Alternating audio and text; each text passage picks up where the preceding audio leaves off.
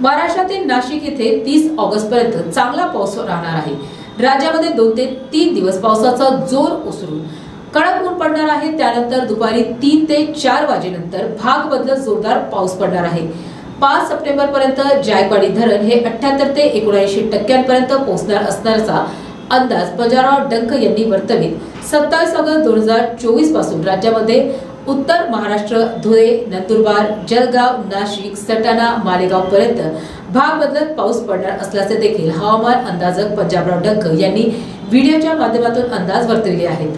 हवामान अभ्यासक आज आहे 27 ऑगस्ट 2024। आपण शेतकऱ्याला सांगितलं होतं की राज्यामध्ये उत्तर महाराष्ट्राकडे खूप पाऊस पडणार, तसा पाऊस खूप झाला आणि गुजरातला सांगितलं की महाप्रलय होईल।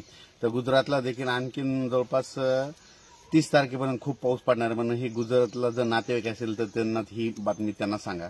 पण महाराष्ट्रामध्ये आता सांगायचं झालं तर आज आहे 27, म्हणजे आणखीन नाशिककडे 27, 28, 29, 30 पर्यंत थोडा पाऊस राहणारच आहे।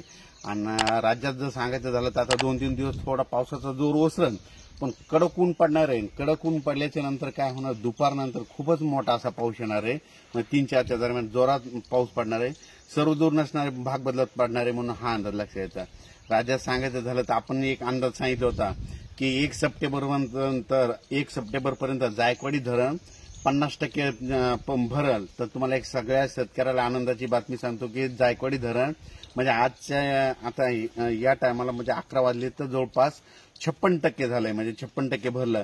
आणि परत एक आनंदाची बातमी सांगतो की 5 सप्टेंबर पर्यंत जायकवाडी धरण जवळपास 78 ते 79% पर्यंत जाईल म्हणून ही देखील सर्व शेतकऱ्यांना अंदाज लक्षात घ्या। म्हणजे मराठवाड्यातल्या शेतकऱ्याला सांगायचं झालं तर जायकवाडी धरण हे जवळपास 79% 5 तारखेपर्यंत भरणार आहे म्हणून हे अंदाज लक्षात येतात। आता सर्व शेतकऱ्याला सांगू इच्छितो की राज्यामध्ये 27 ऑगस्ट 2024 आजपासून राज्यामध्ये उत्तर महाराष्ट्र, धुळे, नंदुरबार, जळगाव, नाशिक, सटाणा, मालेगाव पर्यंत 30 ऑगस्ट पर्यंत भाग बदलत पाऊस राहील म्हणून हे अंदाज लक्षात येतात।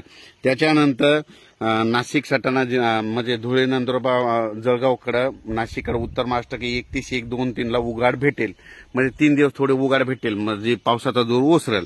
त्याच्यानंतर 1, 2, 3 सप्टेंबरला परत उत्तर महाराष्ट्रामध्ये पुन्हा जोराचा पाऊस येणार आहे म्हणून उत्तर महाराष्ट्रातल्या शेतकऱ्यांनी हा अंदाज लक्षात घ्यायचा। जसं आता पडलेला ना तसंच पुन्हा परत एकदा उत्तर महाराष्ट्राकडे 1, 2, 3 सप्टेंबरला पाऊस येणार आहे म्हणून हा अंदाज लक्षात घ्यायचा।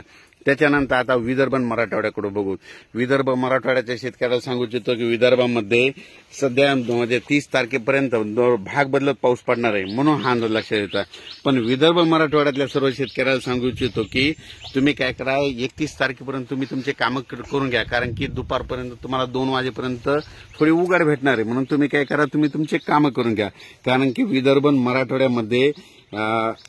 आणि मराठवाड्यामध्ये 1, 2, 3, 4, 5, 6 ला जोरात पूर्व विदर्भ, पश्चिम विदर्भ, मराठवाड्यात जसा नाशिककडे पाऊस पडला तशी परिस्थिती आपल्याकडे होणार आहे।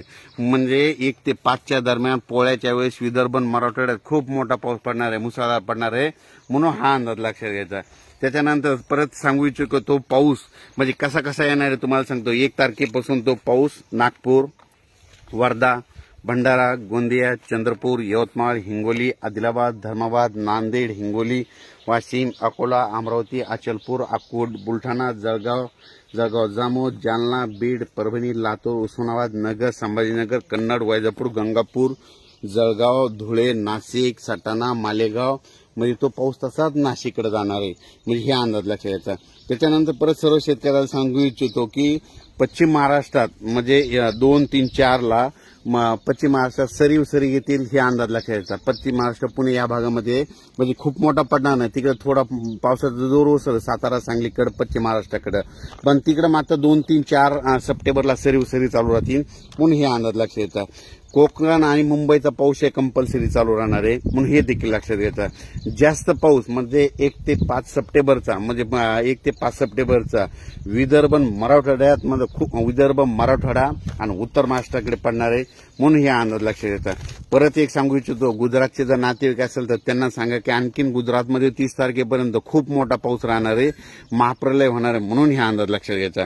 आणि त्याच्यानंतर परत एक सांगू इच्छितो की हा पाऊस म्हणजे पुढील महिन्यामध्ये